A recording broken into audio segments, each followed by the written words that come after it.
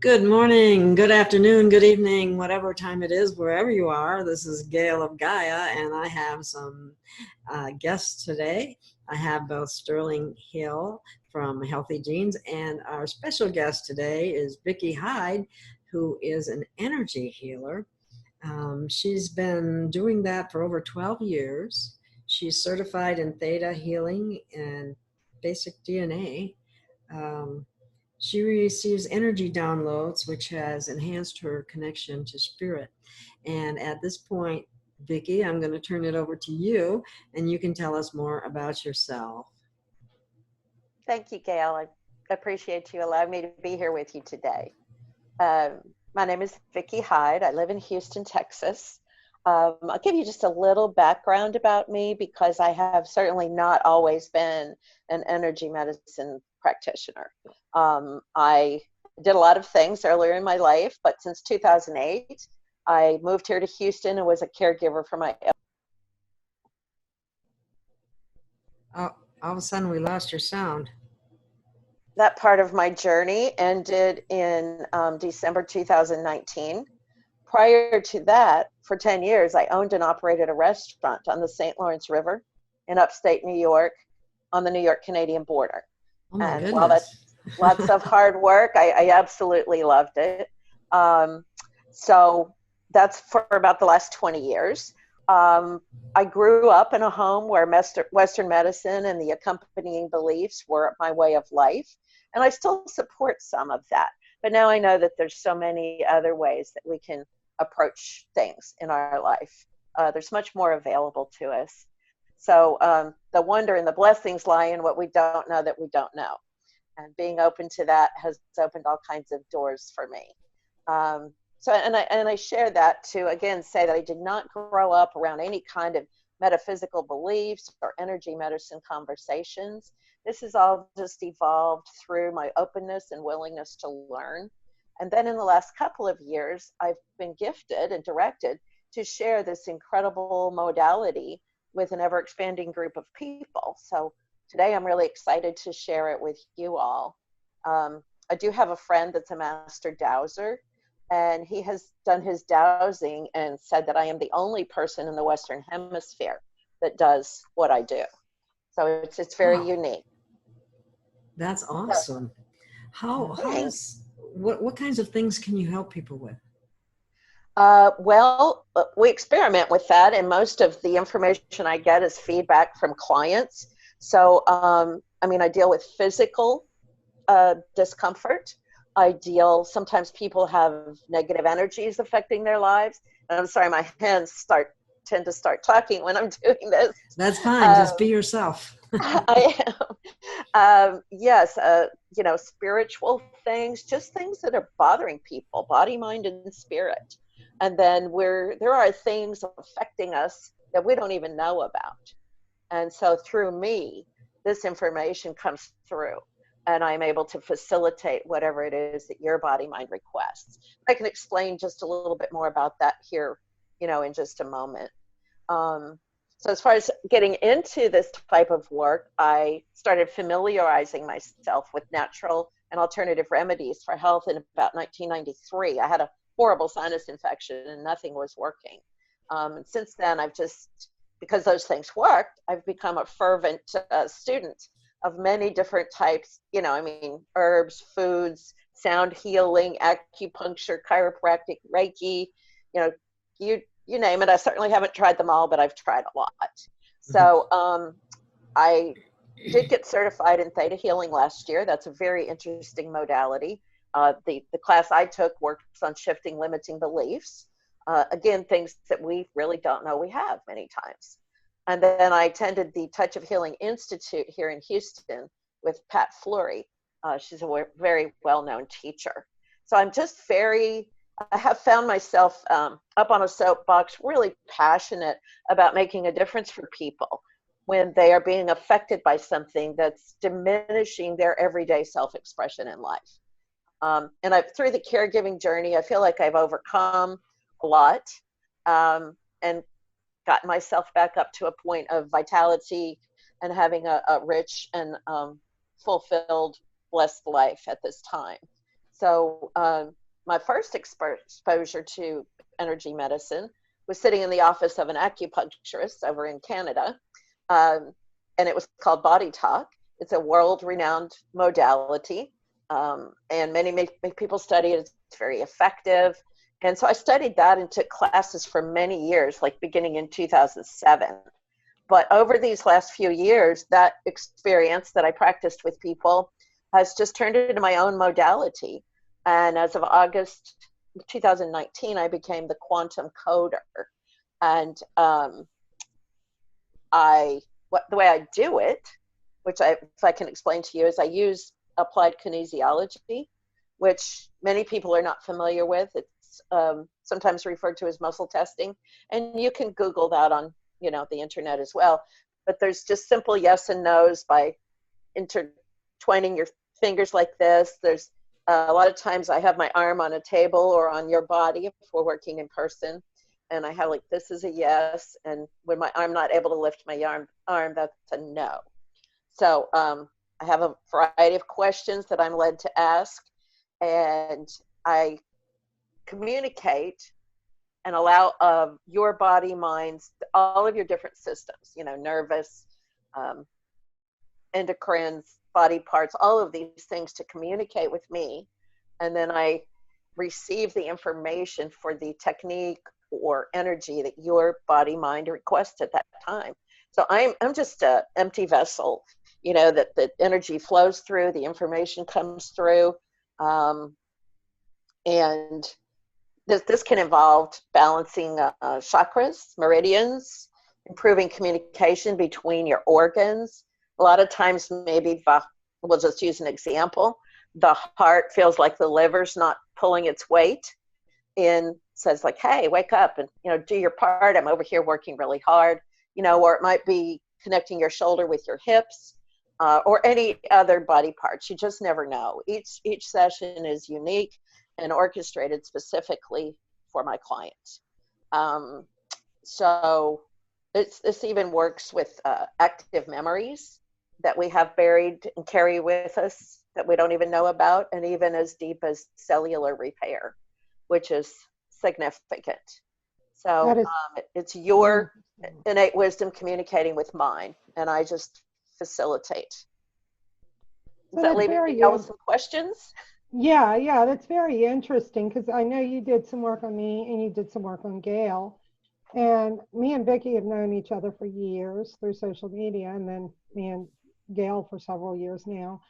And I just had no idea that you could do that. And, until I decided, me and Gail talked about getting a light worker show together and getting all these people with these special gifts together to see how they could help heal people. And it was so wonderful to see what you could do. And I know you use light language. So could you please explain to the audience what light language is? Yes. Light language is just something that happens, just like everything else for me. But what it is it's multidimensional language that is understood by all on a soul level. So it adjusts to the resonance of each person's vibrational needs in the moment, initiating clearing, balancing, activation, and alignment with a new vibration of well-being. It's a super powerful healing tool. And your heart, actually, everybody's heart speaks light language fluently. We just rarely hear it. It always heals appropriately. Sometimes there's also other methods of sound healing, vibration, yes, music. I've had drumming, yeah. Mm-hmm. Drumming is a good one. Yeah, so it's in that realm. Light language speaks directly to your DNA, activating and recoding your personal vibrational signature as your higher self activates the light language. And much of its clarity is within the trust of the unknown, breaking through mental barriers and opening heart barriers. It is often not like a word for word translation. I don't often know what I'm actually saying. It's a deeply layered alchemical transmission of information. It's a carrier of consciousness and the base unit of creational information. It's quantum in nature because it's the interaction with the observer and the receiver for that information. Yeah. And you may be curious what that sounds like. And it's very interesting because mine changes.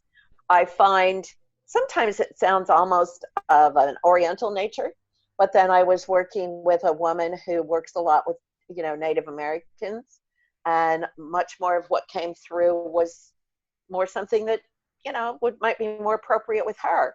And the other day I worked with a lady that works very much with sound healing, and I had much more toning, different sounds and words came through. So it just expresses to me once again how each is unique. Maybe as we go forward, I can give you a little example of what that's like.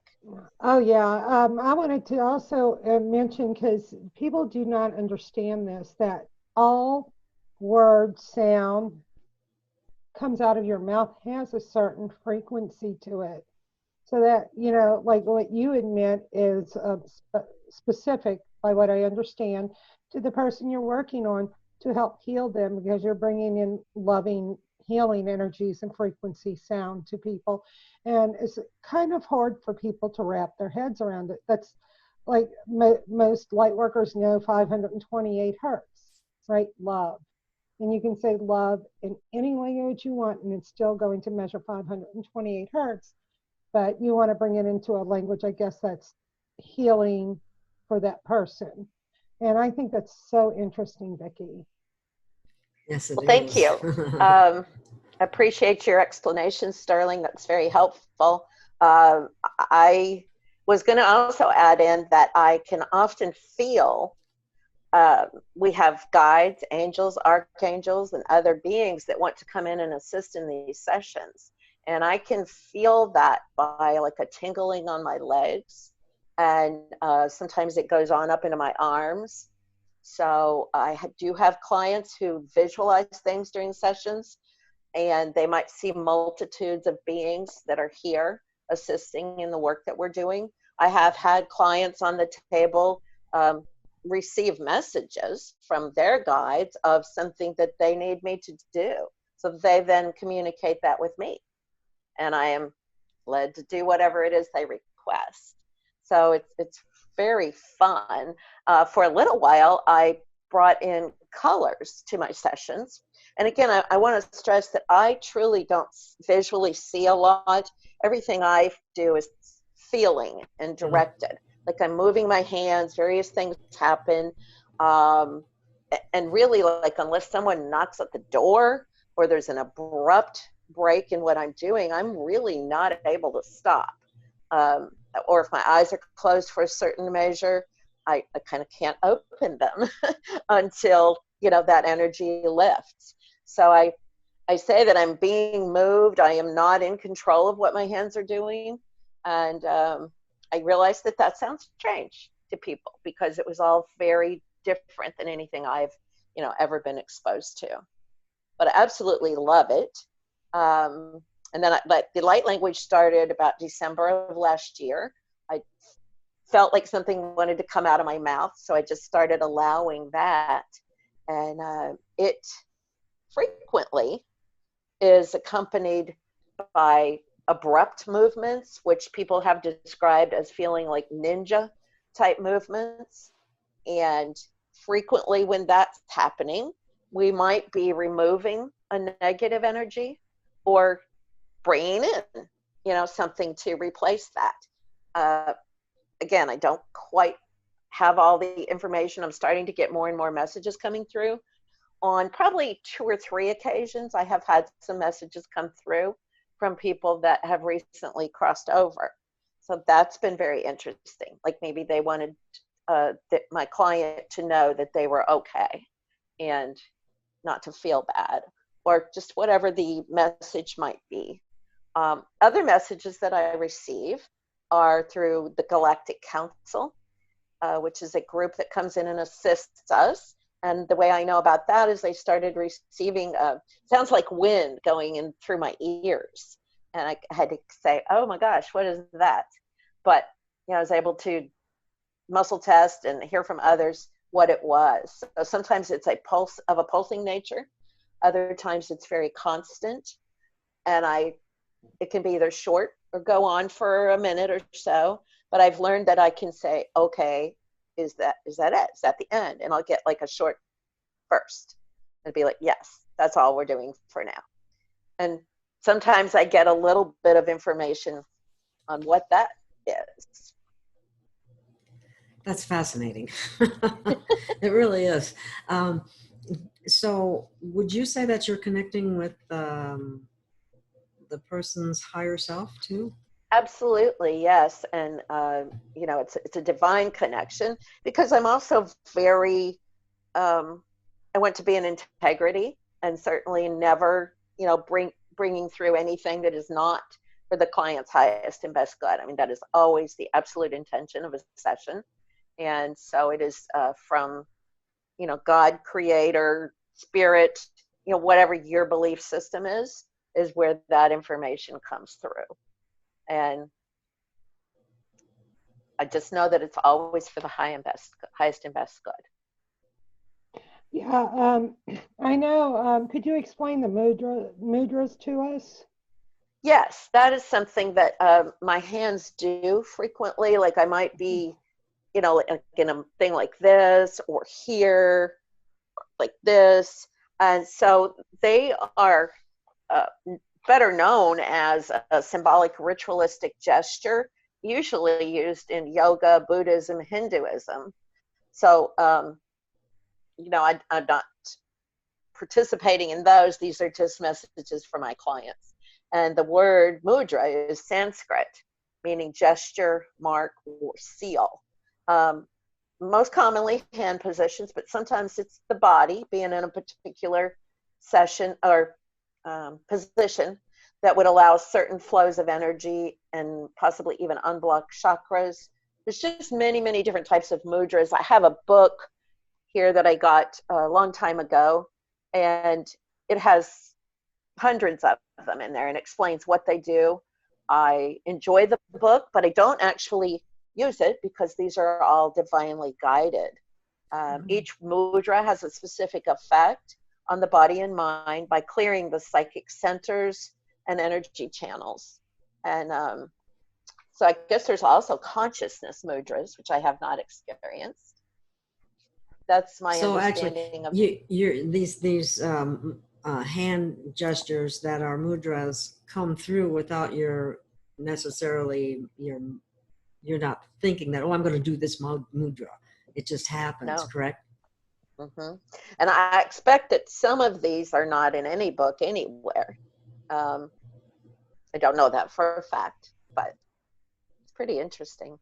And another thing that happens in my sessions, I'll be working with somebody, is I feel, like my eyes are closed, but I just feel like I am being moved, you know, very, very, very far away from the place that we are in physically. I do have some clients that have seen that, and what they see then is a large white presence, maybe a being that is sending a white plasma ray to them.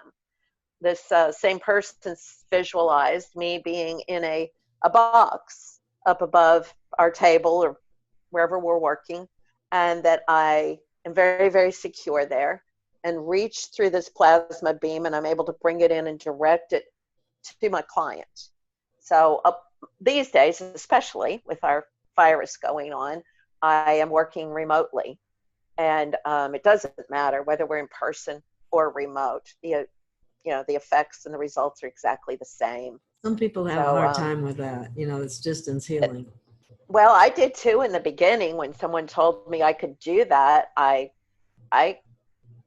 thought they were a little bit out of their mind, to be real honest. I'm like, really? How in the heck could I do that? But I, again, trusted in the next step. And I was working actually with my brother at the time. He had a very serious kidney disease. And I did a body talk practice called tapping out your cortices, which is a great brain balancing technique that you can find on YouTube anywhere.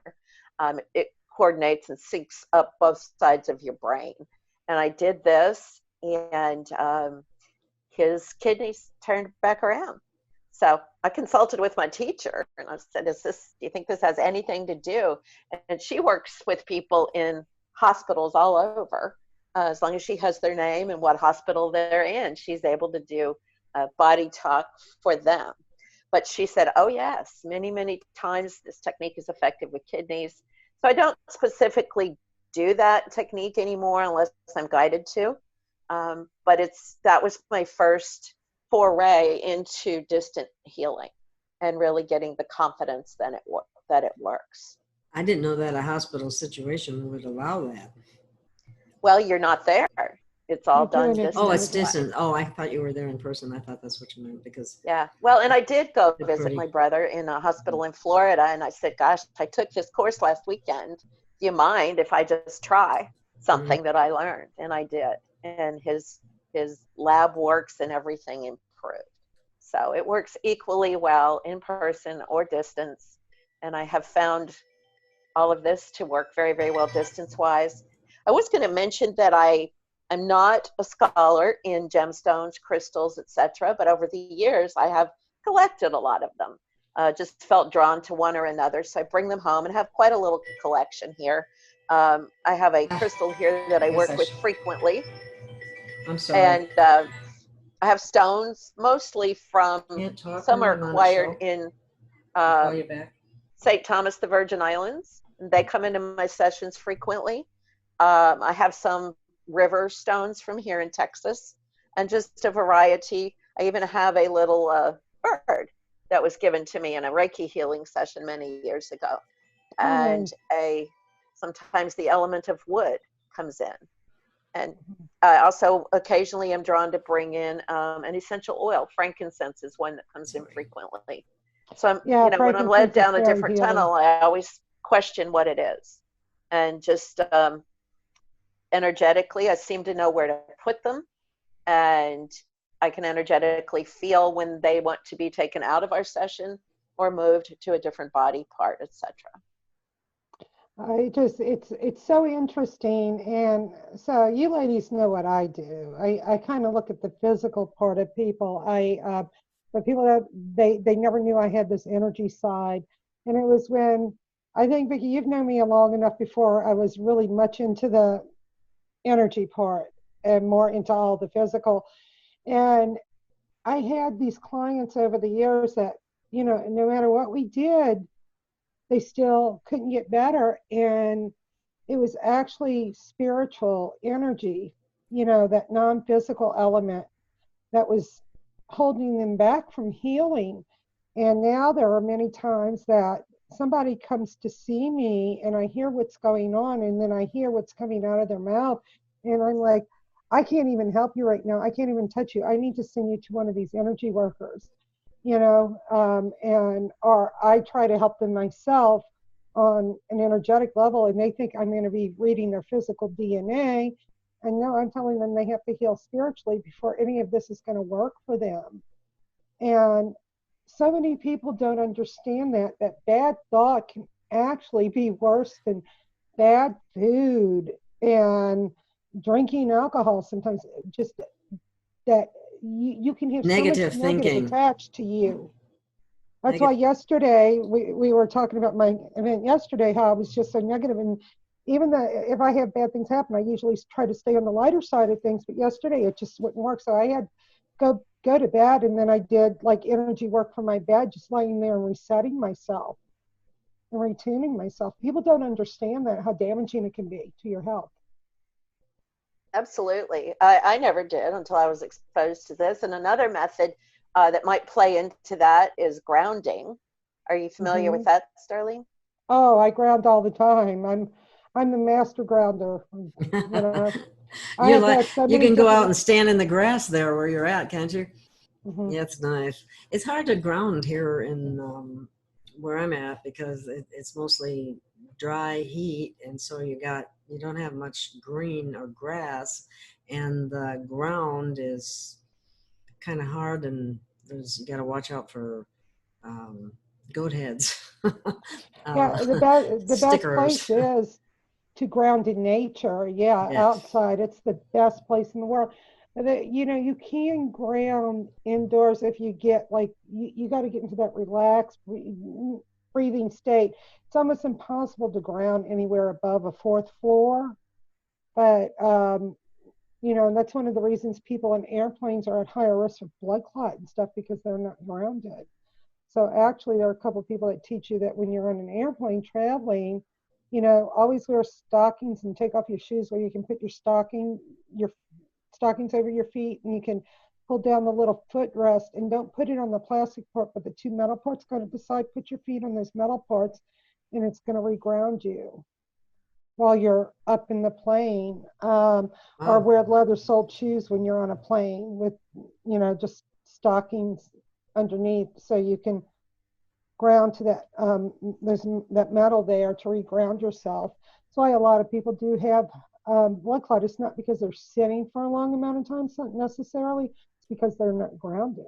People who are not grounded are at risk of blood clot. If you see anybody that's had a blood clot, they're not, their polarity's upside down. They're not polarized. They're not grounded. Wow. That's interesting. It plays a huge role in it. I hadn't heard that. Yeah, it's very interesting. I apologize for the phone. I had it on do not disturb, and it still rang anyway. I know, it's crazy. I remember you putting it on it. I had it on it, and I don't know why it rang anyway. But anyway, I apologize for that. Sorry. Anyway, stuff happens. It definitely does. I was just going to say the other thing that I do is at the end of a session for whoever my client, I check how long it would take for the work that we did to integrate for them. Occasionally, it's already done, like it's instant. I check for seconds, minutes, hours, days, weeks. We get whatever that answer is. And then I can advise through muscle testing when their body mind might be interested, or give permission for another session, if that's what someone chooses to do. And again, that can be anywhere from seconds or minutes, in which case we usually just sit there and wait a few minutes and do whatever else is called for. Or we connect again in a few days or weeks. And sometimes in the sessions we have conversations like we are here today. I get guided to see if my client has any questions, or just talking about things, and it seems to perpetuate more energy work about whatever topic we're talking about. It's almost like our conversation becomes a request for something that they're looking for. That's a lot of fun. And we were talking about distance work a little bit ago. I do work with people all over the world. You know, I have clients in the UK, Spain, Cyprus. You know, that's constantly expanding. So again, distance makes no difference. You might be wondering where the name quantum coder came from, but I did have people clients observing that they said, wow, you are just bringing in codes to, you know, instill in our bodies. Sometimes, you know, we talk about our light body, and just to give the appropriate information in there. And this can even include affecting the DNA. So I do also work with, I'm in association with a number of energy healers, and a lot of energy workers are very selective about who works with them. You know, they say, no, thanks. I think it's better if I don't do that right now. But I've had a number of them allow me to do sessions for them because they check in with their guidance, their higher self. And this one lady the other day has actually been on hospice and taken herself off of hospice. And when she checked in, she got a resounding yes, that she should, you know, work with me. So I am on at least 3 or 4 of my clients. I am the only energy, you know, light worker healing modality that they participate with.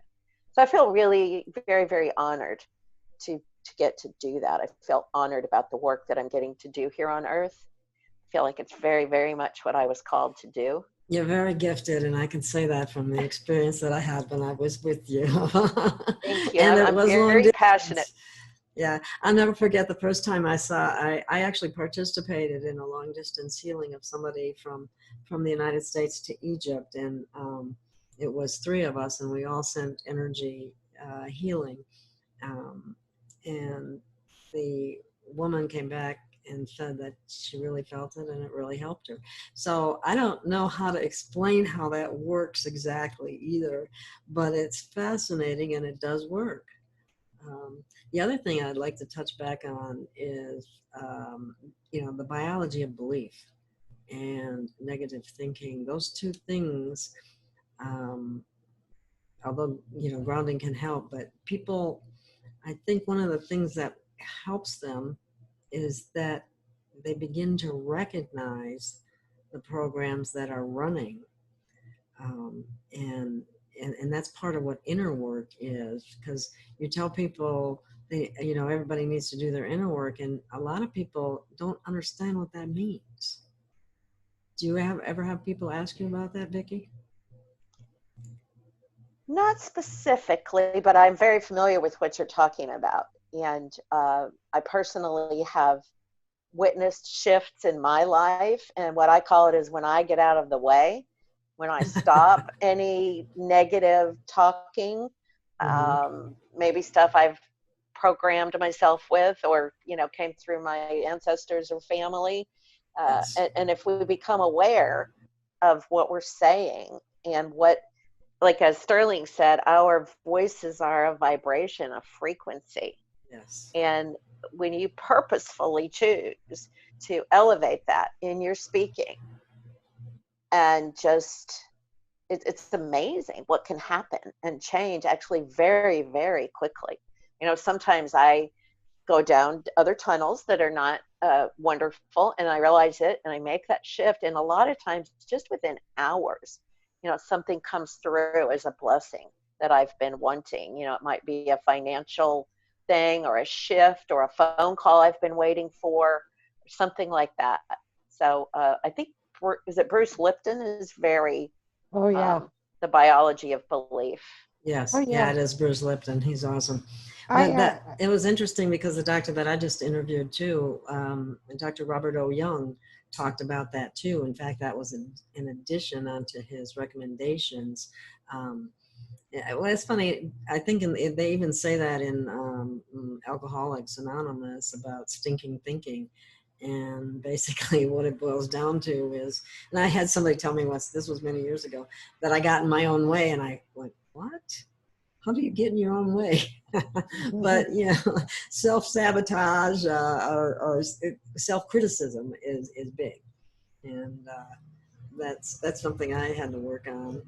Yeah, I wanted to just say that one thing that I love to do is, like, let's say I'm going to go out somewhere. I always have it in the back of my head. If anybody ever catches your eye contact, just bring out something nice about them. Say something nice to them. I mean, because you're emitting healing and love and a good vibration and a good energy to them, and their cell will accept that good, just like it'll accept that bad if you go up and yell and scream at them. And then, random acts of kindness. yeah. So I always, just even when I go in my backyard, because the other side of the house belongs to my son, daughter-in-law, and 4 grandchildren, and we share backyards. And when I go into the backyard and I see them, it's like I say something beautiful and kind and loving and nice to every single one of them. Like, hey, cutie pie, to one of the grandkids, or to my daughter-in-law, oh, your hair is so beautiful today. And people don't really realize how important that is. You're right. Especially in a young child that's getting imprinted. They're recording everything around them. Oh, yeah. Exactly. And, you can just put yourself in that situation too and realize how nice you feel when someone takes a moment to just say something nice to you. I mean, it was brought to my attention that some of what we're talking about is conscious language, and that's another whole topic. But like someone might say, "How are you?" and be like, "Oh, I'm okay. I'm hanging on. Things are all right," that kind of thing. Or just using the statement of, "I have a rich and full life, getting to do the things that I'm passionate about." And I mean, when I heard that, it was just an obvious shift in how I felt in those words coming out of my mouth. The 2 different scenarios. So you just kind of try that on. And like, I've overcome this and that and that. instead of, oh, I figured out how to do this. There's just a lot more power in your words, and people don't realize they have that. It's a gift. It's something you can cultivate, a conscious choice. It's quite awesome. So I'm going to have to ask you something. This is going to sound kind of weird. I've heard it before. What about when something happens that you didn't want to happen and you swear?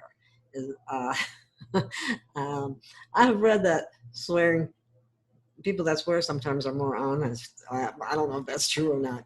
But anyway, I wonder what kind of vibration that carries. If you're just referring to like a situation that, you drop something and it broke and you say, oh shit. That's a rather, simple way of saying it, but I wonder how much impact that kind of thing has. You have I don't know specifically. Sterling, have you ever read anything about that? I do. Sometimes I gotta watch, because you guys see, sometimes I get and tie into it with some big bad people, so I get kind of mouthy sometimes. And I learned in the beginning of this, I would always bring a friend with me to kind of, when one of my good friends, like if I'm like going to speak to the EPA or do a briefing or go somewhere where, some head of former is wanting to talk to me, I'll have somebody sitting there to kind of kick me and pinch my leg when they say, hey, calm down, girl, tone it down, because you're not going to get it with that bad vibration. But and some people see it on my social media, sometimes my personal page, that I get kind of, whoa, sometimes because of the stuff going on. And I do understand that that can be damaging. And I try to just, when I go back and I'm like, gosh, I could have said that a different way or done that a different way. Now, I think that when you just drop something and say something like that, I usually try to say, oh, Jesus, or, oh, sweet Saint Michael the Archangel, or, instead of calling something bad. So maybe that energy of, this beautiful, energetic, loving, kind, high vibrational being Jesus is going to come back and say, okay, we'll soften it. So maybe you won't slip out your hand this time. That's kind of how I see it, where some people say, you just swore Jesus' name because you dropped something. And I said, I didn't swear his name. I yelled out to him because I need help. I need his energy around me. That's how I see it. But some people see it as possibly swearing, I don't know how important all that is, but I just want to. I think words do mean a lot. They do. So, and like I said, there's many times because of the stressors going on in life right now, because a lot of us are going through a lot of trauma and stress right now, right? Yes. A lot of things changing in this world. I mean, we're being imprisoned, we're being held back, we're being masked, we're being masked, we're being poisoned. And so, and of course I like today I was arguing with a certain mayor of a certain city and, proving to him that his mask law could hurt people, face covering law, should I say. And, I got to sit back though, and after I'm done, I've got to breathe, and then I've got to start thinking pretty thoughts and surround my house and my energy field with pretty thoughts, because I've just gotten in something that I had to confront. It was meant for me to be here to confront it. But also then I've got to realize I've got to sit back and put good and love and relaxation around me. That's kind of why I'm glad we got into this, because I had just gotten done with my little smackdown with a certain mayor that is very ignorant. Well, you know what? The thing of it is, though, and the beauty of what you did do is standing up against things that we know are not good and are hurting people, not helping people. And unfortunately, so many people buy into the narrative without thinking about it or researching it. And carbon dioxide breathing is actually poisoning you. And that's what you're doing when you have a face mask on. And it's not the same as the surgeon in the surgery room, as you explained, since you were married to a surgeon, Sterling. Mm-hmm. It's totally different, and they change it every 20 minutes. And then you got people that are adjusting it, and then they got it hanging down on their neck, and then they put it back up on them. I mean, my goodness, and you're trying to act like this is some kind of sterile thing that's going to, actually help You would you. have to wear a level 4 bioweapons facility, full body mask. So And we're it not, just that the nanoparticulate size of this particular one is so small that it could slip through your pore on your arm or your leg, an open pore. And that's what people don't understand. But and it's so many of us have probably gotten it, been around it and stuff. And it's in certain environmental stressors that have happened to you due to environmental damage, whether it be your diet, whether it be, the air you're breathing or whatever, that could possibly, go in and trigger it, and that's what people don't understand, because then you would have to question why do all these people show up for it and they don't get sick, but why am I getting sick, right? So there's always something. It could be a genetic factor, because there are genetics involved, but genetics is only about 5% of it.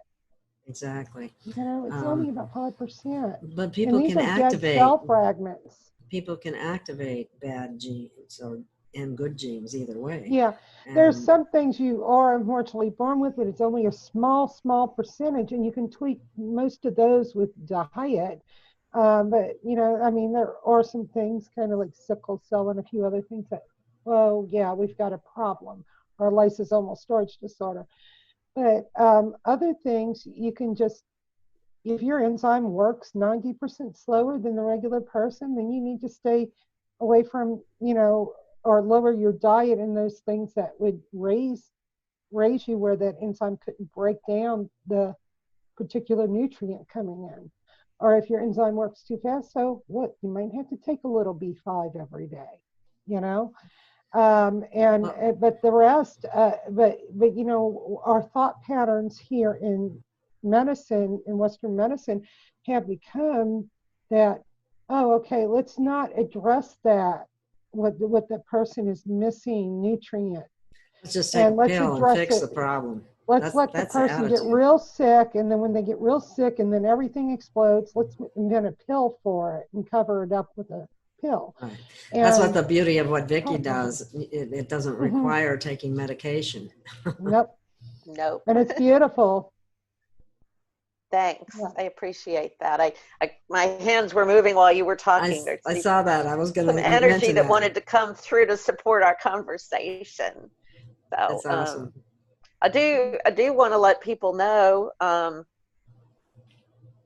that there is a Facebook page you can go to if this is something you'd like to experience, if that's okay.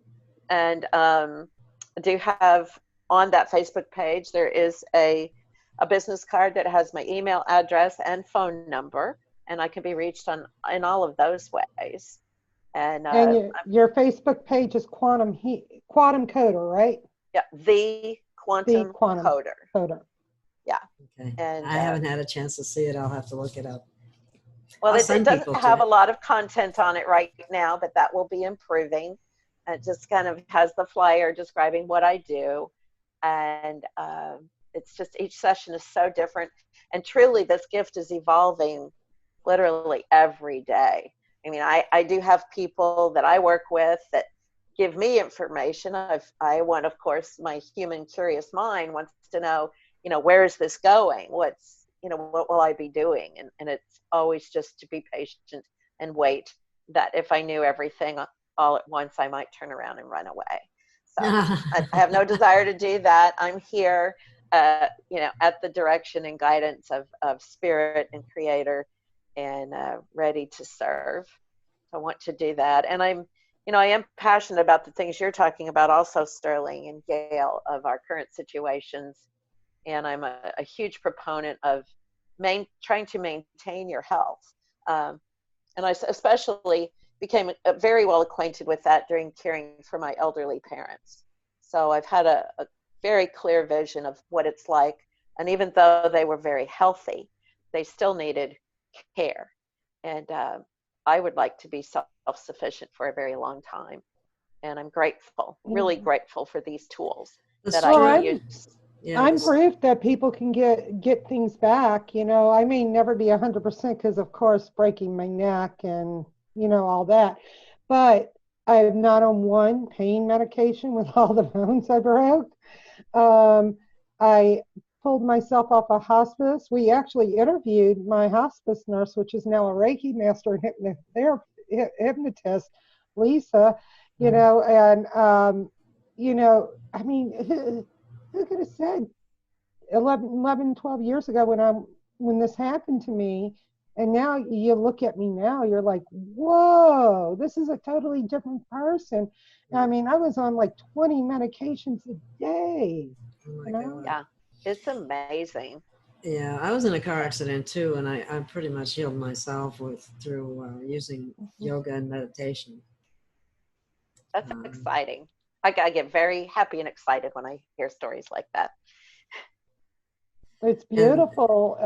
And, you know, it gets, and I can understand where someone chronically ill can get stuck, because I was stuck for many years. And I didn't realize that back then I was claiming everything. Like, that's a good point. My lesions on my brain, my broken neck, my internal bleeding, my this, my that. And then I was like, and then I can remember when the lesions came. By that time I was waking up when they discovered the lesions, and they said, you know, you got the, and I said, don't even do not even throw the word MS at me, because I do not claim it. I do not own it. I'm going a different route. And I went a different route. And today, when you go back and look, all gone. All gone. That comes in with the biology of belief. And we have been so indoctrinated by Western medicine that go get a pill to fix us. And it doesn't fix us. It just makes things worse in the long run. You might get some temporary relief, but that you can't just keep taking pills. No, and you know, we're not saying that it's not necessary, because look, let me tell you what, you know, if you're pretty bad off, you might have to have something for a temporary intervention until somebody can get you. I'm not saying that. I know you didn't say that, but to get you totally balanced, you know, because we don't want somebody to, everybody to go running and get off their pills. Yeah. Pain throws you off. Yeah, it does. It throws you off, because and I remember before I had the back surgery and all this stuff done, I was on so many pain pills, right? And I mean, I just had to take if I drink a glass of water, I'd be like, oh, let me take a pain pill because I'm going to have to go pee. I mean, that's how bad it was. I couldn't walk with that one. And I remember about 2 months after my back surgery, I went and I got, I told the doctor I wanted off my medication. And he basically told me, oh, it looks like you have so much damage, you're just going to be on this stuff. And nobody would help me. My insurance company wouldn't let me go through a quick withdrawal, right? So they wouldn't put me anywhere in case it would be dangerous. So I just laid in bed and did it myself. And there was once a week where I'd have to go get an IV, because your body gets addicted. And I remember a couple months later, I'm laying in that bed and I let out one last big sweat, woke up the next morning, and it was like everything turned back on, like a switch was flipped. I was full of energy, and I was wanting to eat lots of sugar because I was making ATP again. I was just craving the sugar. And that's why a lot of people, when they come off of things like heroin and other opiates, they'll crave, once they get past that withdrawal, they'll crave sugar because they're starting to make ATP again, you know? Wow. It's amazing. It is. And you're so brilliant. Oh, all of you ladies are brilliant. I mean, look, she knows her nutrition, Gail. I mean, you know your energy work. I know the genetic part.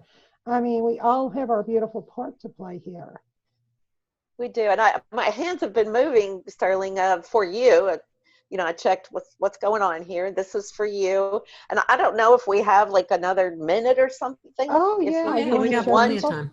If we want me to do a little something for Gail, and I'm only bringing this up because I feel like that's what's being communicated to me. Yeah, I think you do need to work on Gail because she's going through some stuff.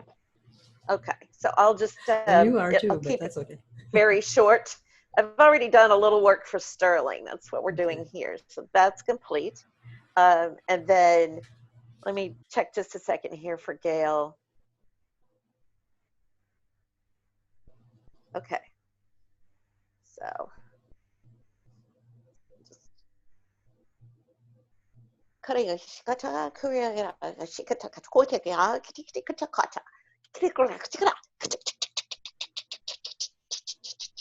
I've learned that this is like a recalibration.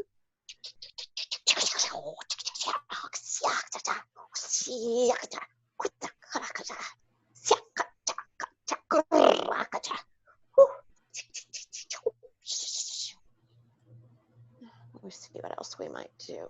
Your endocrines, adrenals would like some attention. So that's what we're doing right now.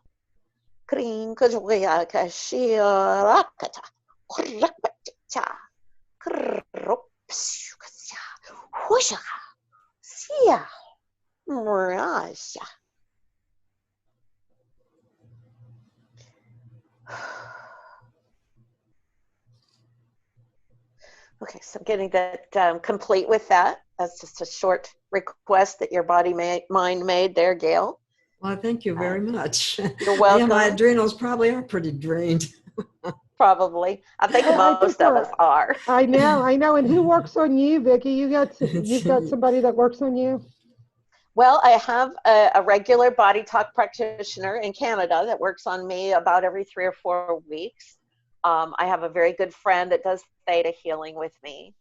And I participate in a Theta Healing group. And I have a massage therapist that's very intuitive. So I'll do chiropractic and acupuncture. So I try to take good care of myself.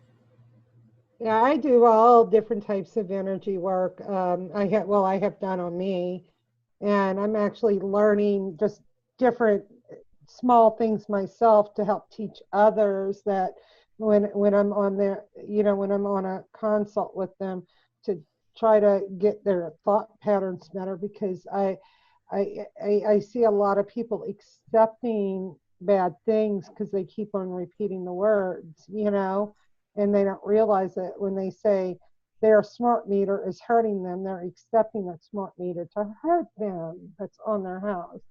If you can't get it off, you just got to be like, oh, I'm protected. I have looked into that somewhat. Now it's more difficult when you're in an apartment complex because you don't have just one smart meter. You might have 4 smart meters. But I've been told that they have to remove them if you request it. And there is a way you can put, covering over them, even if it's only aluminum foil. But if you have your own house, there are coverings, but it's a health issue. It's a health hazard. So you can force them to remove it and give you one of the old-fashioned kind, the analog kind. There's a company in Louisiana called Clico, and not one Clico customer can get them removed, even though we have the right to opt out in the state of Louisiana, and not enough customers were able to get together to get a class action lawsuit against them. That's a shame. That needs to happen. People were being arrested trying to remove them and put in their own higher adjournment and put in their own analogs and send it back. They were getting arrested. Really? That's illegal, but what goes on in our legal system is crazy. It's absolutely crazy. And it's not about justice. It's about just us. And everybody else. That doesn't include us. We're not part of the club, just like George Carlin says. Well, we have what I call reverse selfishness going on, that everybody believes what they see on TV to be fact, because it's usually a bunch of corporations or a big government body with a certain agenda to feed to everybody, and it's supposed to be a one size fits all, and it's not. And it just, one of a pretty famous practitioner said the other day, what if I went up to the grocery store and pulled all the processed meat and soft drinks out of your grocery cart and just told you, well, too bad, you can't have this. And then you say, I can eat anything I want. No, you can't, because you'll cause disease. So you can't do this because you'll make us sick. And, I mean, it's like, what if we did that to them? The people that make those choices, the people that are, really getting sick from this, and I mean, it's where do we stop? Where do we stop? Because it you seems can't buy like that because everybody you have wants a high blood rule and a pressure. law for everything that they do here right now. There's, unfortunately. We got to learn to stop somewhere, right, ladies? We do. Yeah, I guess we start with ourselves, and then exactly. That's the best place to start, and trying to teach people to go within and come from the heart. Both of those things I have said to people, and they have a hard time. Well, what do you mean? Like, what do you mean come from your heart? Could you explain what would you mean if you said that, Vicki? I'm going to throw that at you. See what. Well, I've studied. There's a program called Heart Math. Yes. Which trains you to feel through your heart. So it is something that you direct your energy through there, and it's different once you get the hang of how it feels. And I don't know. I'm trying to think to answer your question. That's a good resource. Yeah. Yeah. Coming from your heart is just going to be kindness, thoughtfulness, being considerate. I don't know if there's people that are not able to do that. I don't know. Well, we were created from love. Right. I mean, if we could all ever get back to that, the basics of what we came into this world with, then I think we would have a handle on that. But we are, as we've discussed, we are programmed with so many things throughout life, be it, like I said, from our ancestors, gets passed down through our parents and the schools and, various other sources that we subject ourselves to. And sometimes when we're little, of course, we don't have a choice. And then I think many people don't realize that they do have choice when they get older. I don't think that I did even as much. It's like, these are the beliefs. This is what we do. This is how life is. But then, I feel blessed. There's so many of those statements when you think about it that are part of the programming. Yeah. And what worked, I mean, my parents were born in the 20s. And, I grew up with what they grew up with. So it's quite a shift these days to be where we are now. Could people even imagine what it might be like if you didn't have to think that you have to earn a living? Yeah. I mean, can you think of the liberation? Yeah, I'm excited there? about getting to do something I love. I always thought that was kind of a random concept. Well, like, that would be nice. Yeah. But I'm very happy to be able to do that. But I think so many people don't even know where to start looking. All they know is what they know. Yeah. Yeah, it's absolutely. And I think, unfortunately, people, they fall into this pattern of,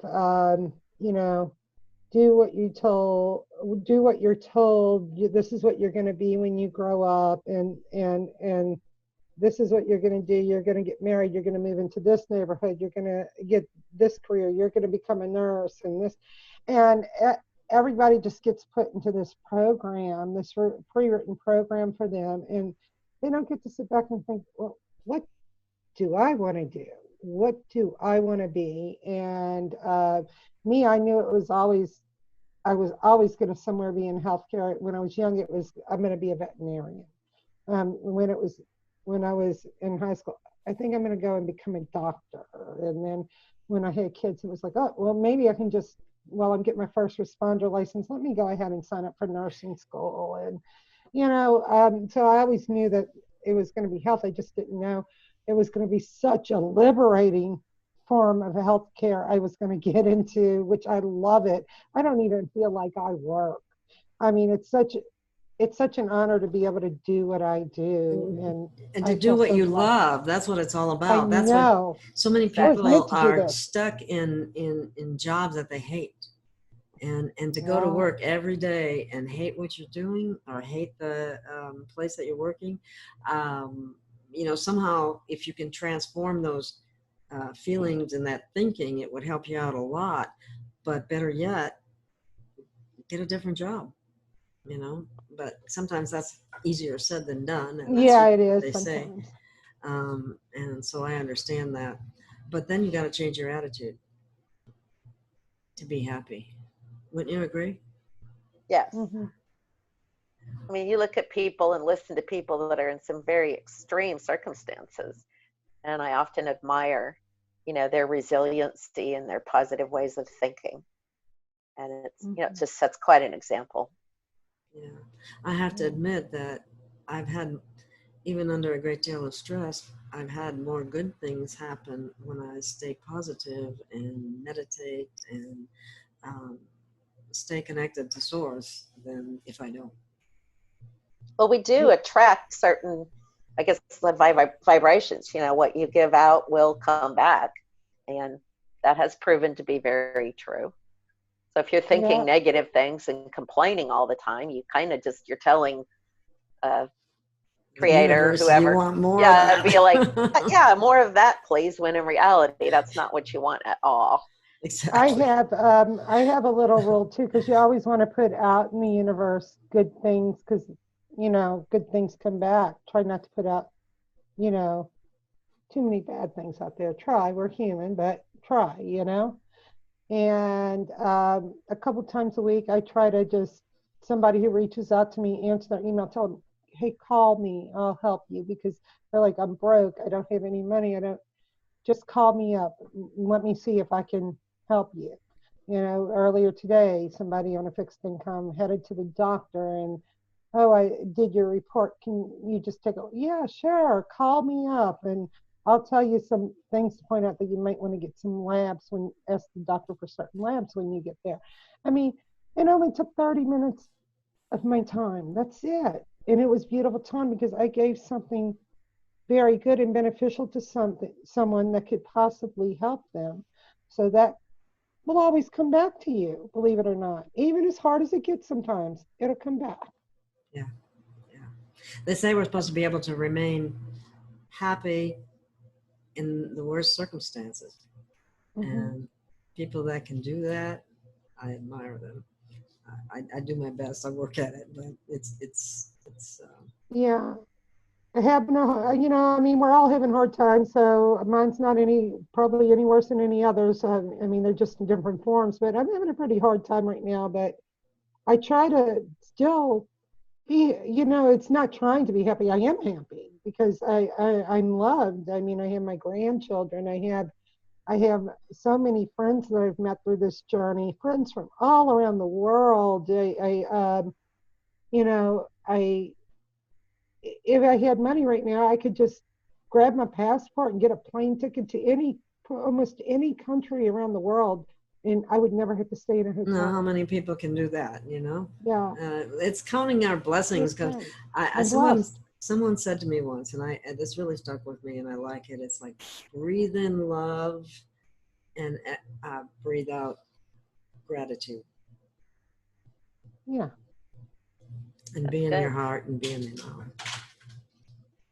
Because there's always something to be grateful for. Yes. Oh yeah. Oh yeah. I'm grateful that, you know, I've made it as far as I have to be able to help others, because that's my journey. My journey was here to wake people up, help them, guide them where they need to be so they can get better and wake other people. And I think many of us in this movement, that's kind of what happened, is we were just awakened, and then now we're going to be the teachers for all these people that are seeing all the truth is a lie, up is down, yes is no going on right now, and right is wrong. And when they finally start flipping, they're going to need people like us to guide them. It's going to be very Yes. traumatic for them. It took us years to realize this, right, ladies? Oh yeah. Yes. They're going to have to learn this really fast, and it's going to be very traumatizing. We're going to have to be strong for them. Yeah. That's one of the reasons why I enjoy what I do by making these little videos. No, I'm not a computer expert by a long shot. And it's just, I try my best to find, you know, things and shows that will help people. That's I feel like that's my mission. And you know, I'm also a nutritionist, but I haven't been directly practicing in that. But I've actually thought about going back into it.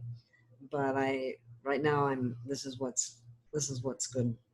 I mean, I'm happy to do what I'm doing right now. Thank you for doing it. Oh, you're welcome. Thank Thank you you so for much what you do.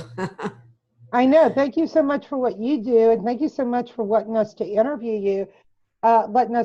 you. And this is something you can put on your new Facebook page for Right. your company, right? Yes. Definitely do that. As soon as I have it finished and processed and ready to go, I'll send you a copy. Yeah, yeah. I approve of this. I love your energy work. I'd like to write up a little something for you too. You know, That's always appreciated. yeah. I could do that as well. I could do that. Yes, Thank you, I really ladies. loved it. I got real tired after you did the work on me. Like a lot of things were done, but I woke up so invigorated, and a lot of the inflammation had came down out of me when I woke up the That next day. happens Oh, frequently. yeah, I got really sleepy, very sleepy. Yeah. A lot of times, I was yawning a minute ago. A lot of times when there is an energy shift, after I did that little work for Gail, I will yawn. So wasn't getting bored or falling asleep on you. Oh, I didn't think that. I didn't even see it from that matter. But Yeah, I hope my energy didn't wear you out. No, it's just one of those things that happens. But yes, thank you so much. Okay, thank you. I think we can probably close the show unless anybody else has anything to say. Are we all good? I'm good. I look forward to hearing from everybody. Yes. Why don't you go ahead and just repeat your Facebook page, the name of what you do, and the Facebook page is The Quantum Coder.